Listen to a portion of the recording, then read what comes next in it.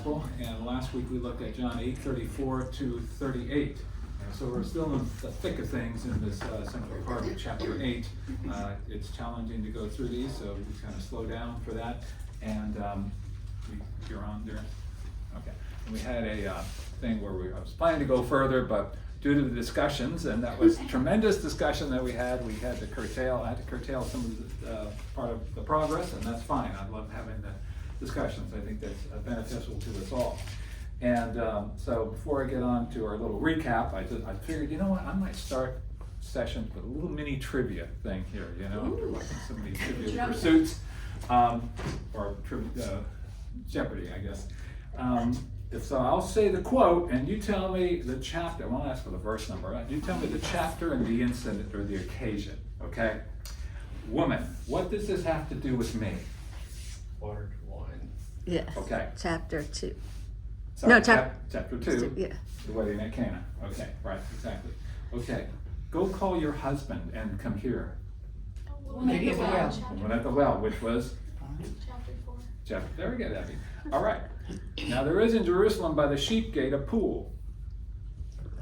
Chapter 6. Well of Bethesda. Okay. lane? The well of Bethesda? Well, when the well was Well, pool. The pool. So what chapter? 6. No? 5. 7. Chapter 5. Oh. Okay, and it was, so the invalid healing at the pool of Bethesda, right? Okay. Jesus said, have the people sit down. Feeding is a podcast. Okay, what chapter? 6. 6, good job. All right, and the Word became flesh and dwelt among us. Chapter 1. Okay, you gotta say it loud. Chapter 1. Chapter 1, and what section, we call that the prologue, okay? And as Moses lifted up the serpent in the wilderness, so must the Son of Man be lifted up. Chapter 3. The meeting with Nicodemus. Very good. All right. And finally, I am the light of the world. Chapter 8. Yeah, just sort of this discussions at the Feast of Yeah. Tabernacles. Yeah. Verse 12. Yeah. Okay, good job. All right, so last week we looked at these two verses that sort of kick off this section in John chapter 8. And in verse 8:30, and it says, as he was saying these things, many believed in him. And then 8:31, the first part is, so Jesus said to the Jews who had believed him. Okay, so he's addressing it to this Jews who had believed. When we say Jews, we're not talking about the big crowds of all the people. We're really specifying more explicitly these the elite religious leaders who would make up the Pharisees, the Sadducees, the Sanhedrin, and so forth, the ones who sort of ran the religious system of the Jewish people. We're not talking about the main common kind of people. And then the second part, 8:31b, if you abide in my word, you are truly my disciples. So we saw looked at that section there following, they kind of answer him. And the answer that is given is, we are the offspring of Abraham in verse 33, and I've never been enslaved to anyone. How is it that you say you will become free? And so we discussed the idea of how sin enslaves us. That it can be, in many ways, it can be a habitual sin that we go through. Could be some sort of addiction and so forth. But also, we also just have an addiction to sin in general. It doesn't have to necessarily be a specific one, but all sin. So we may have a specific gambling sin or something like that, but it's just day in and day out, we just sin. Just sort of part of our makeup in some way. We looked at the rights and privileges of children, that is, sons versus the slaves of a household. Slaves, they don't have the rights and freedoms that someone who was from the household would be. And so in verse 8:36, if the Son sets you free, you'll be free indeed. We saw that Jesus said son, he was actually referring to himself in this metaphor. And so by extension, the idea of the you, he was referring to those people who were immediately around him. The Son sets you free, you will be free indeed. And by extension, of course, it's all believers in that regard. And but they go ahead and they play the card, the physical descendancy from Abraham card. We are children of Abraham, right? So Jesus is going to look at that. And then we discussed several reasons how to resolve this issue that it seems like we've got people who supposedly are believers, and yet they are going to very shortly, within time span of 5 or 10 minutes, going to want to kill him. It's kind of like, huh? And so we we put up like 4 scenarios maybe to try and address this. One was there's not the same group. Okay, John it wasn't told that they slipped in. All of a sudden, these people who weren't believers, who were again part of the main Pharisaical group, but they just sort of blurt in and get out of the way. We'll handle this, guys, and they just take over the conversation. That's a possibility. It doesn't say it. That's what causes my heartburn there. The second thing was that they sort of just had what we call a superficial or a fickle or a fledgling, a false faith kind of a thing. Faith. It wasn't genuine saving faith.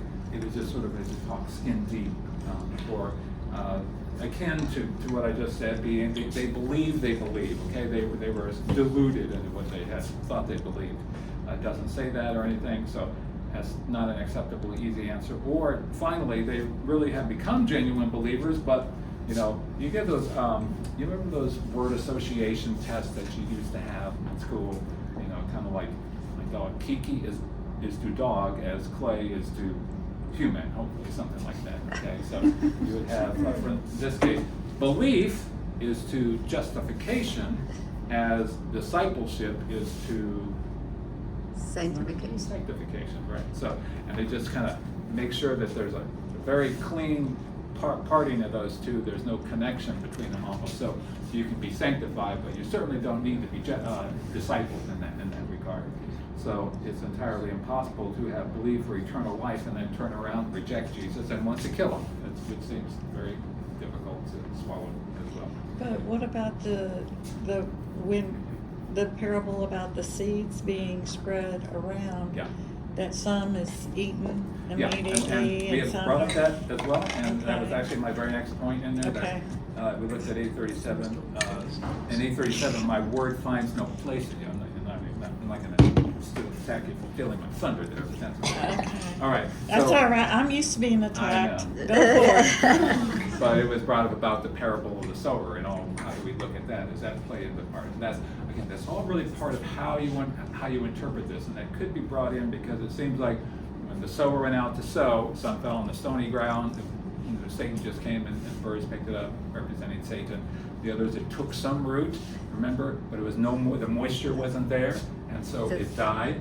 Or the third one was the weeds came up and choked it up, and then the last one was it fell on fertile soil and had good fruit, a good crop. And so that sort of depends on how you interpret that connects with this verse right here.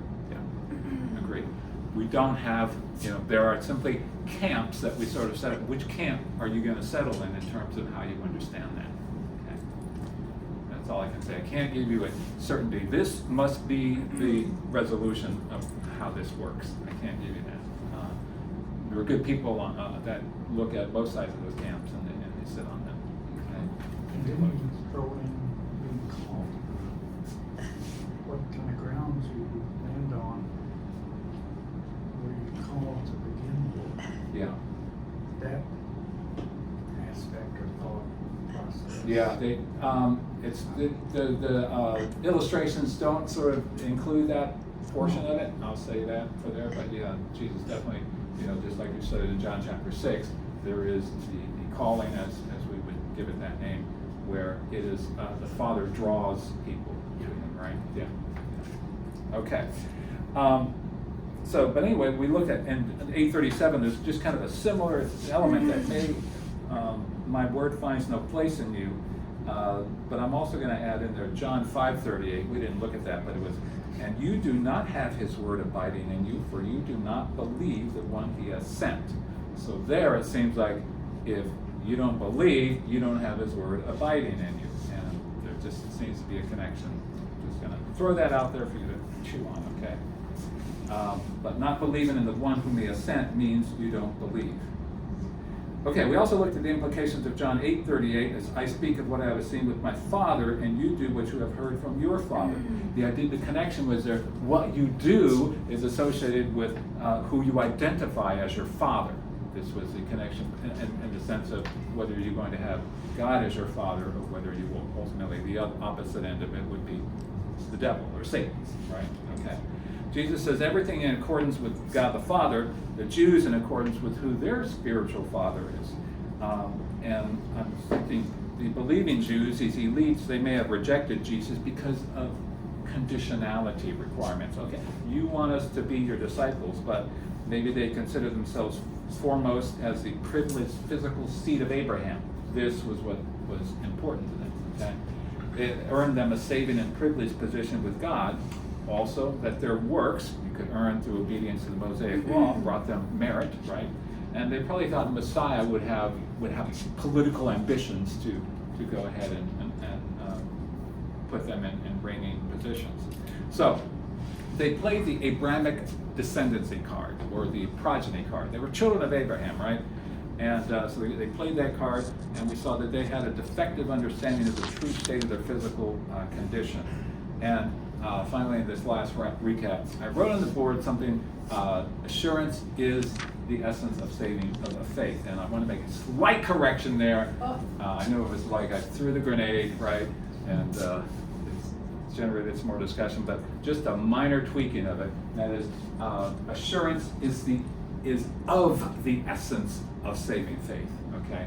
A little bit of difference in I added the word of. Assurance is not the essence of saving faith. It is of the essence of saving faith. So it's a product. It's a product. You get it, yeah, exactly, right, okay. That was what their statements were, Calvin and. Yeah, basically, You guys just spoke that, or that's what you're. I believe they actually put those in words, or they effectively those words. Okay.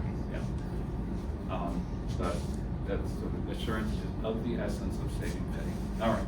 So let's get on with our new portion here, John 8:39 to 42. And I'll have Gabriel. You start off. Are you there? Sorry. 8:42? Yeah, 39 to 42. Okay. They answered and said to him, Abraham is our father. Jesus said to them, if you're Abraham's children, you would do the deeds of Abraham. But now you're seeking to kill me, a man who has told you the truth, which I heard from God. This Abraham did not do. You are doing the deeds of your father, they said to him. We are not born of sexual immorality. We have one Father, God.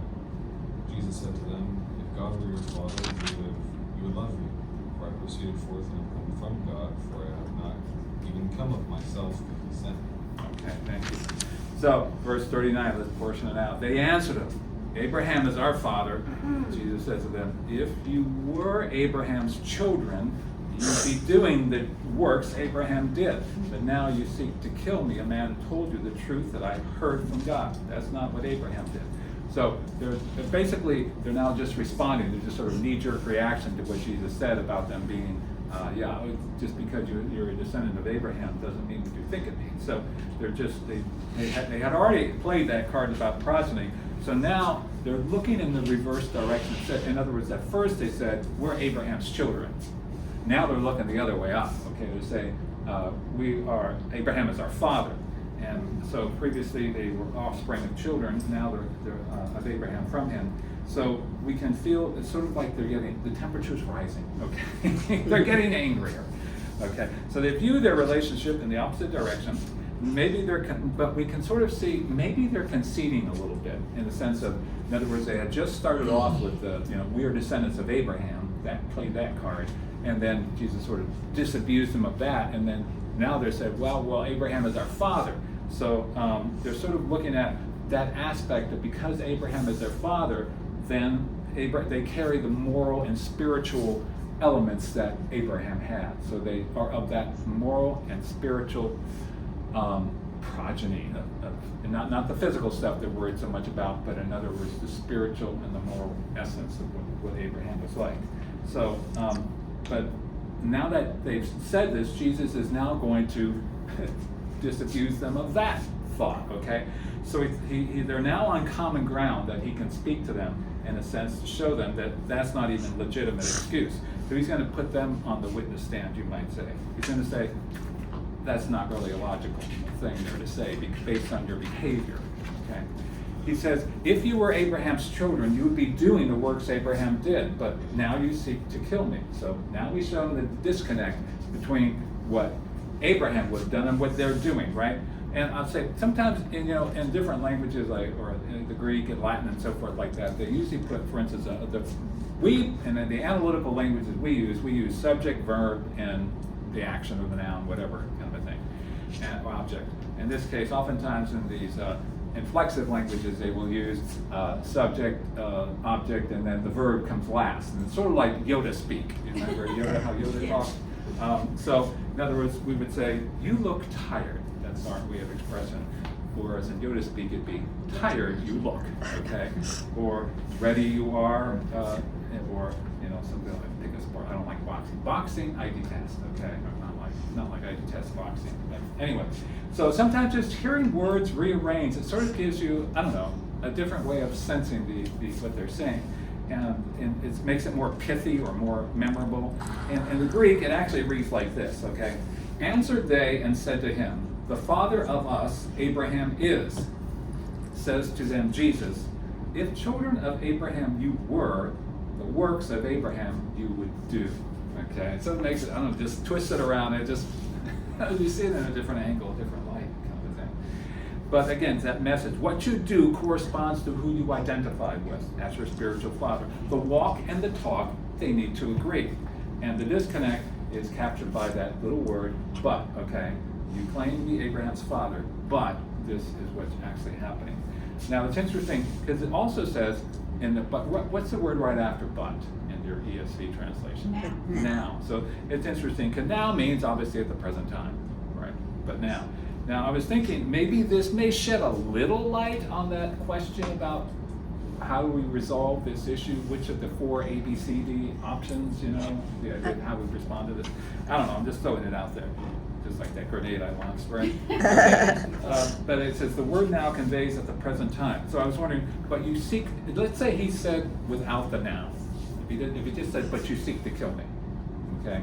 If he said simply that, I could then say, okay, that was maybe the case of, that they were the ones who had never actually converted, case A, okay? They were actually the unbelieving ones. But since he's got the word now in there, it almost seems like there is a change in there, right? You sort of loved me for a moment and now you want to kill me, kind of a thing. That would be more of those cases B, C, and D. I don't know, I'm just saying. Maybe the word now is a little informative thing in there, I don't know. But in any case, it's maybe in that case, be like we're dealing with Dr. Jekyll, Mr. Hyde sort of group here, They love me, and then all of a sudden they hate me, and so forth. Well, there were several times in the previous chapters, like when he cleared out the temple, they were seeking to kill him, or when he said, my father's house, Yes. So they, was it those people he was talking about even? Well, it Or? didn't seem like it was those people, because those Yeah. people We're always seeking to kill him, yeah, so it's like Those were the people that were maybe on the apparently fence. Right, but this is in Jerusalem. They very well could be some of the same people. Very, quite probable, in fact, I would say, because this was, again, the same group. It was the Jewish people that were upset at us for doing these things. But it says here in verse that some of them believe. So, which part is he talking to? We don't know. All right, but their disposition now is to kill Jesus if they could. And then, by contrast, Abraham, he obeyed God's voice, right, and followed his commandments. So, what I'd like to do is have Angelina, you can read loudly, Genesis 26, 2-5, and let's see how Abraham behaved in here. It's going to start with Isaac, but let's hear how Abraham behaved.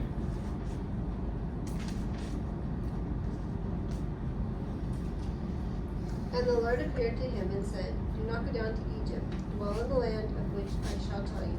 Sojourn in this land, and I will be with you, and will bless you. For to you and to your offspring I will give all these lands, and I will establish the oath that I swore to Abraham your father. I will multiply your offspring as the stars of heaven, and I will give to your offspring all of these lands. Okay, listen now, go ahead. And in your offspring all the nations of the earth shall be blessed, because Abraham obeyed my voice and kept my charge, my commandments, my statutes, and my laws. Okay, did you hear that at the very end? Because Abraham listened to my voice and kept my charge, my commandments, my statutes, and my laws. So Abraham was obedient. He loved the Lord. He would never have done anything as evil as to attack somebody who was giving God's message to him.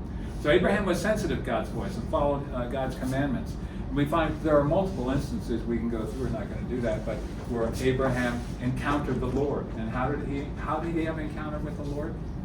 Sometimes it was by vision, okay?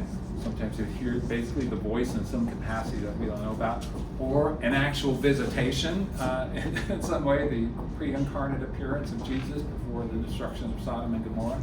So he definitely had some variety of interactions with the Lord, but he always was obedient to them, even though he sort of, challenged it a little bit in the sense of if there are 50 righteous or something like that, I pleaded with him, you might say.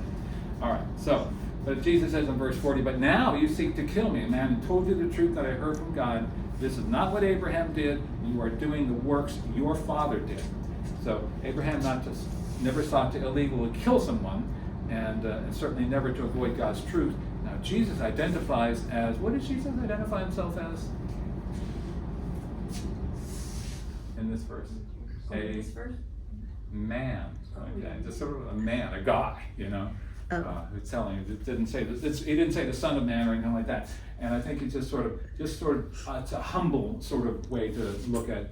He's not trying to exalt himself in this capacity, but just trying to say, even as a man, you're just trying to kill me. Okay, that's not what Abraham did. You're doing your work, the works that your father did. So, unlike Abraham, the Jews lacked a heart for God and were insensitive to the voice of God. So they must be of a different father, spiritually speaking, and doing that father's work. And then in verse 41, they said, well, we're not born of sexual immorality. We have one Father, even God. Now, when you look at this, what card are they playing now? They're of the Isaac prom. and Ishmael? Yeah, I think so. That's what I was thinking too. That Okay. they're the children of the promise, or the. Are they saying that Jesus must have been conceived by? There's two ways to look. One is they could be sort of a subtle slander at Jesus. Could be one, we're not of illegitimate children like, you would be. That's one way that they may have been slanting it. Like Mary, who says she was impregnated by God. Come on, sort of a thing. But I don't think doesn't seem to be really what they're saying. They seem to be more, right now, we have one Father. They're basically, and this business of not being born of sexual immorality, seems to be they're playing the monotheism card, okay? That's obviously one thing that they're doing. They're playing, hey, at least we're of that nature. But they're adamant about the idea of not being born of sexual immorality. I think what the gist of it there is they're saying, we have this lineage through Abraham, but just like you mentioned, the son of promise, Isaac, where we had essentially this lineage that we go all the way back through their past, and we can see they basically held on to this idea of being, believing in the one monotheistic God. We didn't have a bunch of pagans in our lineage. In other words, we weren't corrupted spiritually. We had a lineage.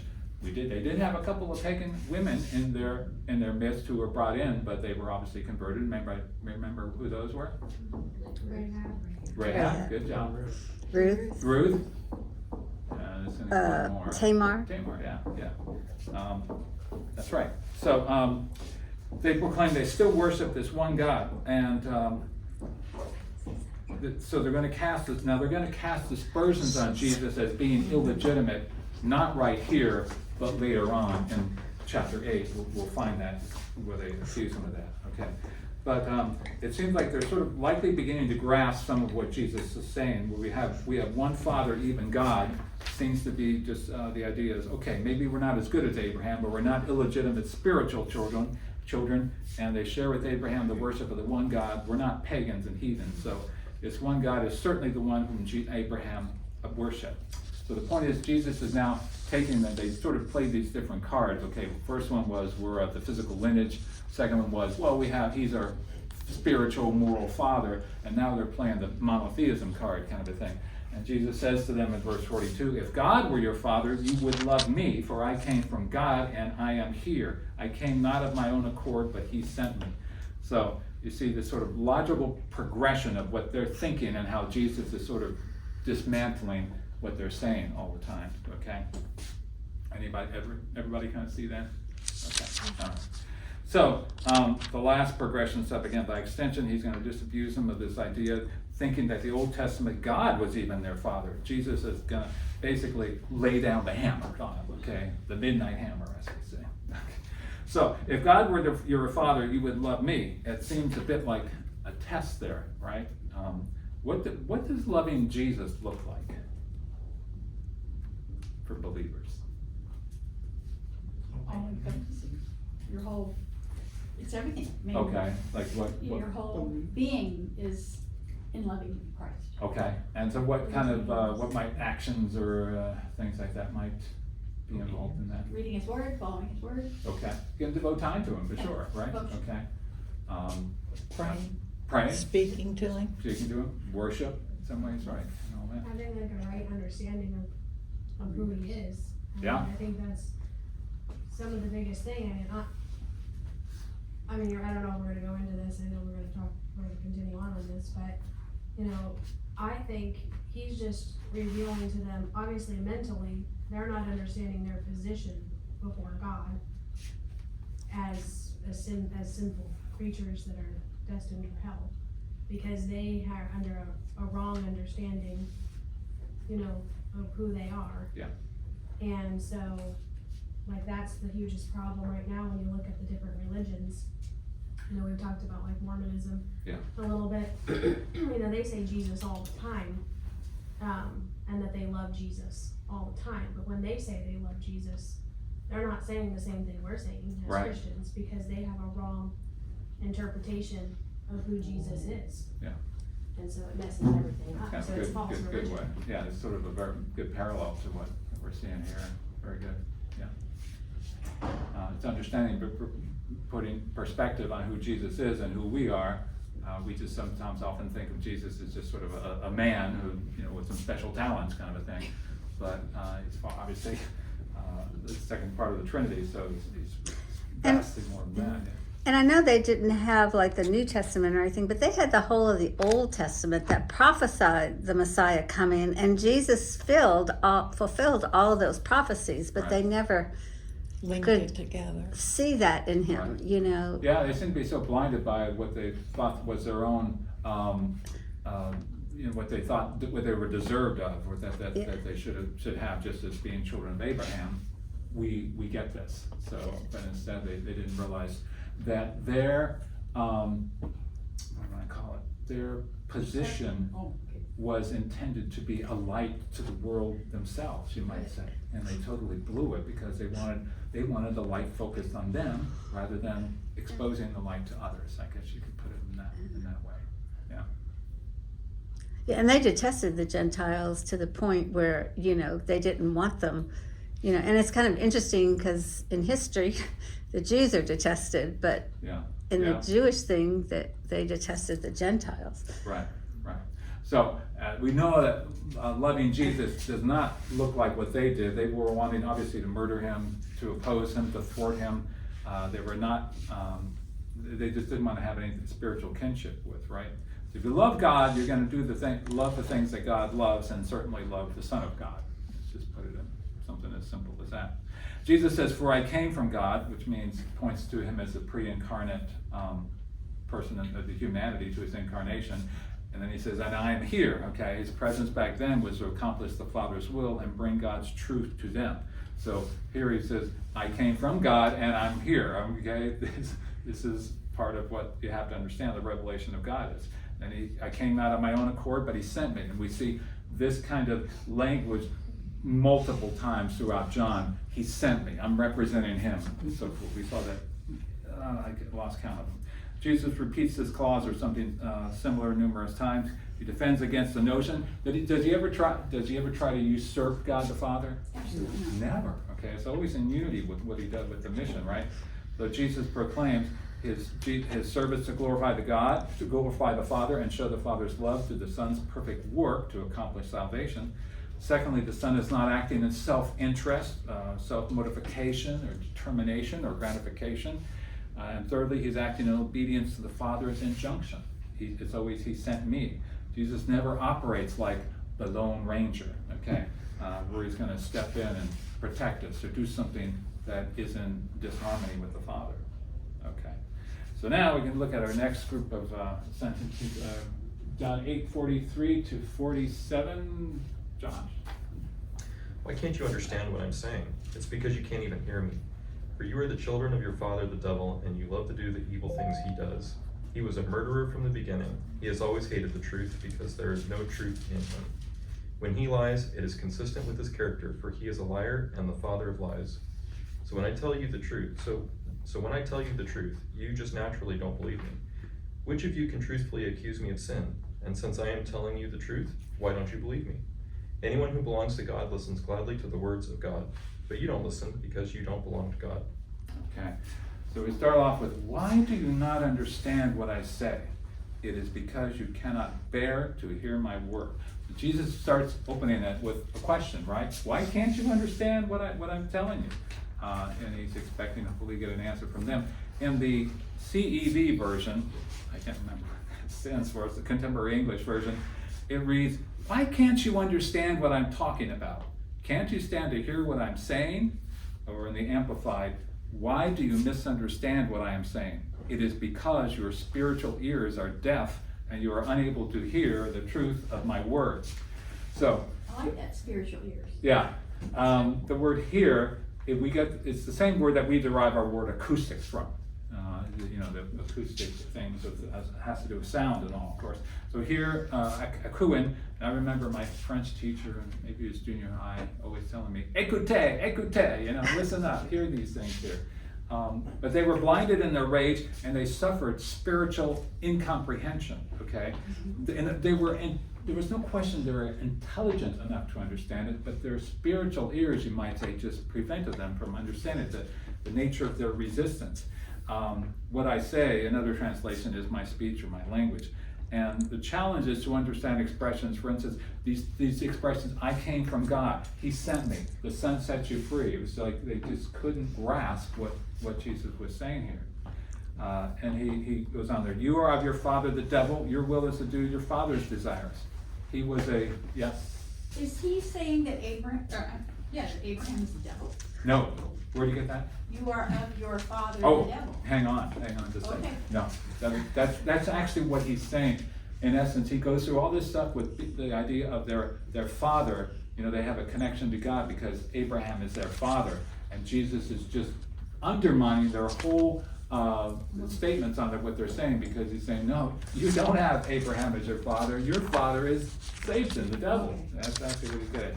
You are of your father, the devil, and your will is to do your father's desires. He was a murderer, because remember, he said Abraham would not do this, okay? From the beginning does not stand in the truth, because there's no truth in him. When he lies, he speaks out of his own character, for he is a liar and the father of lies.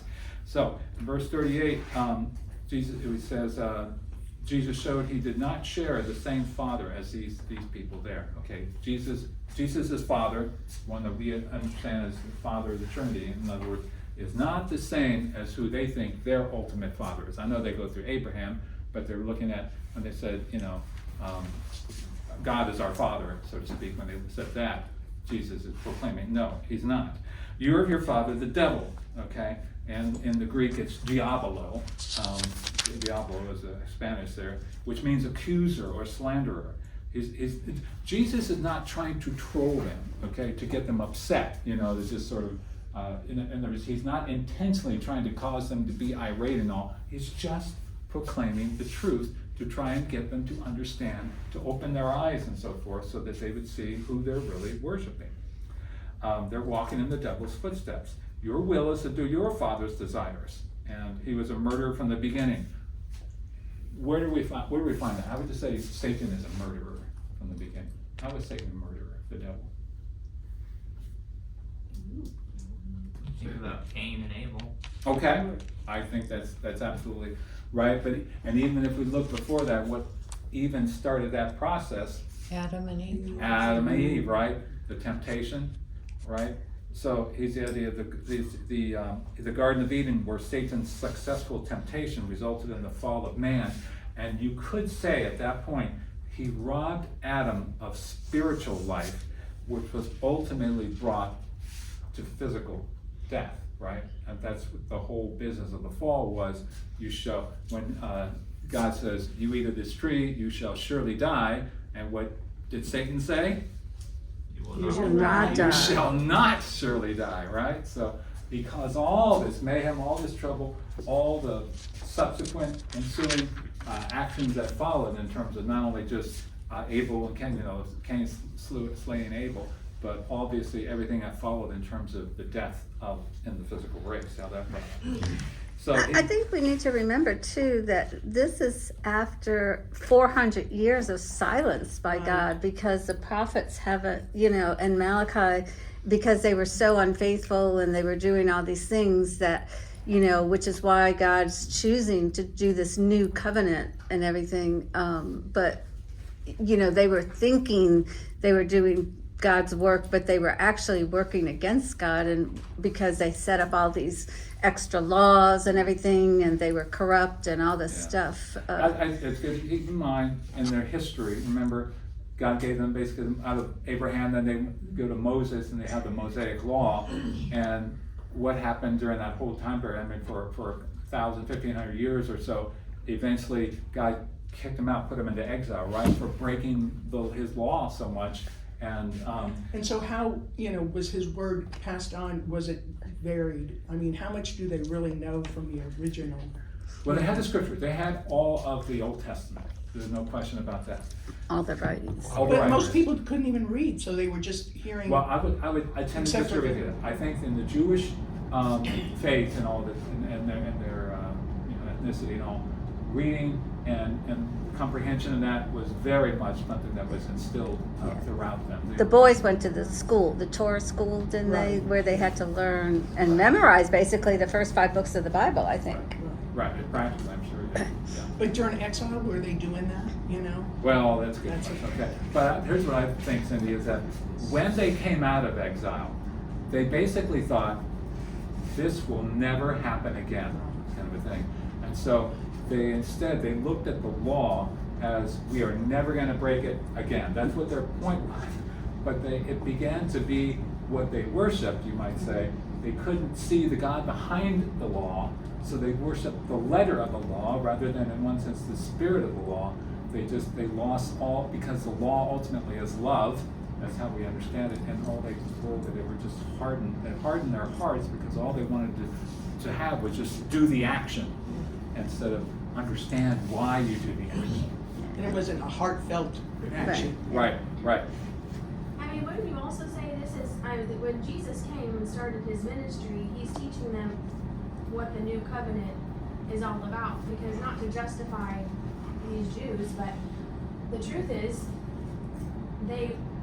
in the Old Testament, we see that they are God's chosen people, not anybody else. Right. And it was through keeping the law that they were blessed by God. And it would be true at that time to say that their father is Abraham. But when Jesus comes on the scene, he's saying that all those who are believers in him, and what we'll see through all the New Testament, the letters, Paul's teachings, confirm this, that our father is Abraham, because we're grafted in. And he's like revealing to them, there's a change happening here. You're looking at your physical lineage and then assigning your spiritual destiny to your physical lineage, which would have been correct to do at a certain point in history.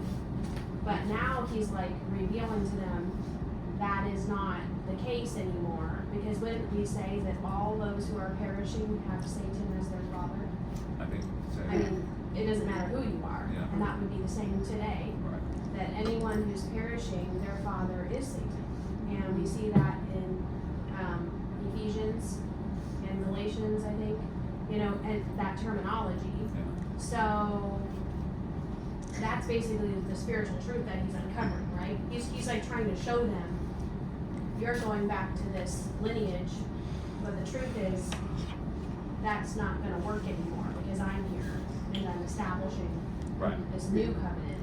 Yeah, I think so they have to keep, like they need to be. Right, you can't just take for granted based upon your lineage from Abraham that your father is the father of God in heaven. And so when you look at that, they basically, the idea of them being chosen was not for them to tout that around and say, look at me, I'm chosen of God. It was to be an example to the world, ultimately, that they would show what life is like under God, and they would glorify God, and that was to draw in the other nations and so forth, so that they would also understand and see the light. But of course they failed in that. But you see, even in the Old Testament, when he was talking to Elijah, and Elijah ran to the cave, and God says, I've reserved 7,000 who have not bowed the knee to Baal. You always have the remnant still left in there, those who really did have the true spiritual descendancy from Abraham. And wasn't that the case in the sense of the true believers of Israel were ones who looked forward to the promise? Because even from Adam and Eve, God promised a Savior. And that's what their belief had to be in, that he would ultimately do that work, right? I would take an example of Simeon and Anna when Jesus was born. Remember that? They were part of the remnant. Okay, Simeon had basically promised that he would not die until he was able to see the Lord's anointed, right? So there is definitely. I think it's also important though to remember that the Pharisees were passionately pious. I mean, yes, they were truly sold out for God, but they missed the love your neighbor as yourself part. Yes, all on the outside. And so that's why Jesus' challenges here are so harsh to them. They're so abrasive, because right? they are passionately pious. Right. And as leaders, they're leading the people they think that astray. they are following the letter of the law, and they're Right. following God in the way that God's commanded. And so when Jesus says, nope, you got it wrong. Yeah.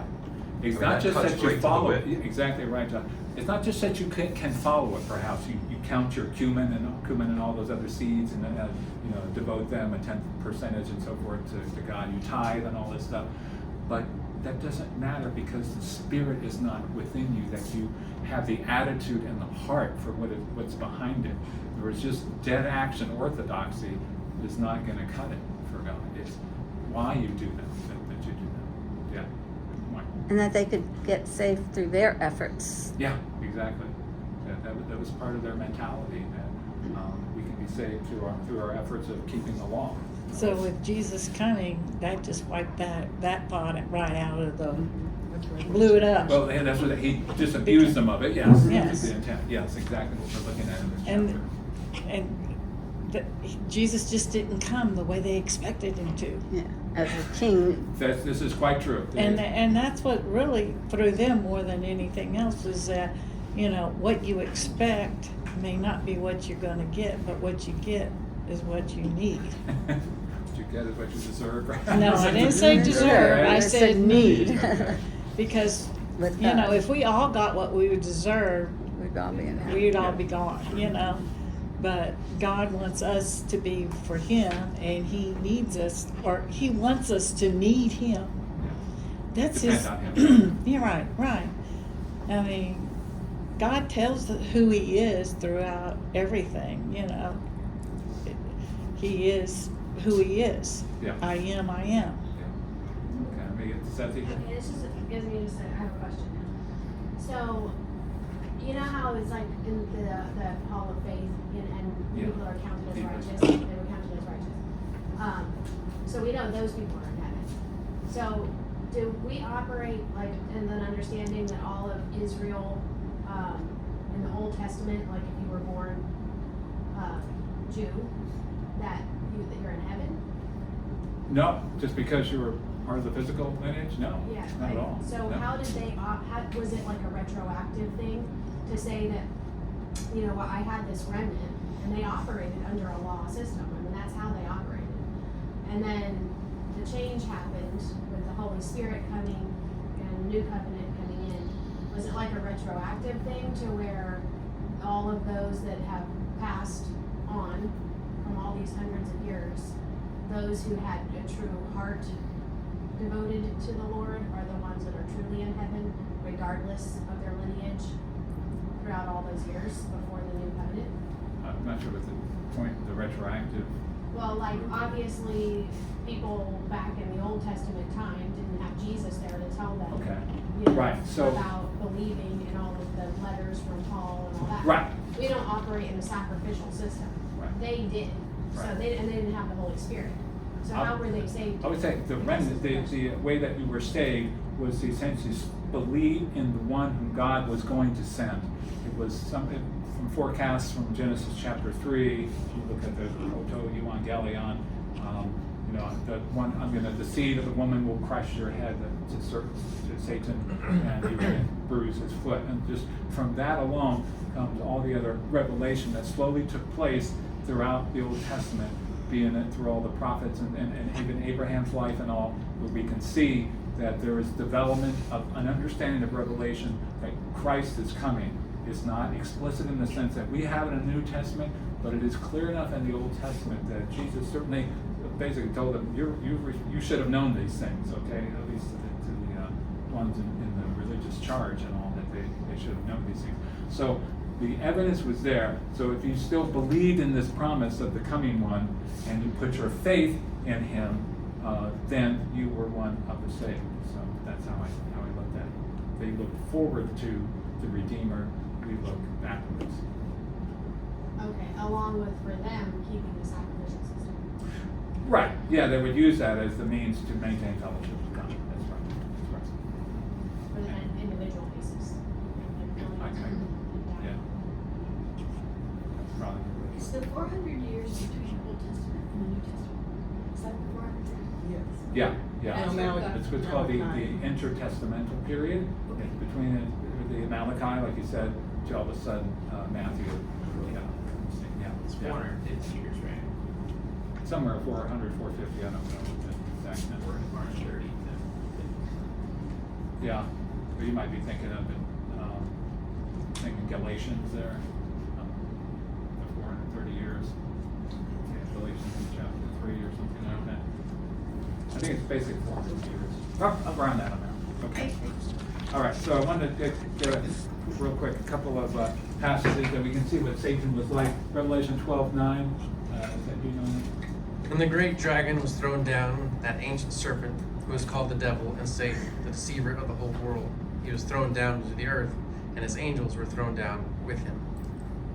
All right, and then, so we see he's called the deceiver of the whole earth, right? One who lies, that's why Jesus called him the father of lies. 2 Corinthians 4:3, Marianne?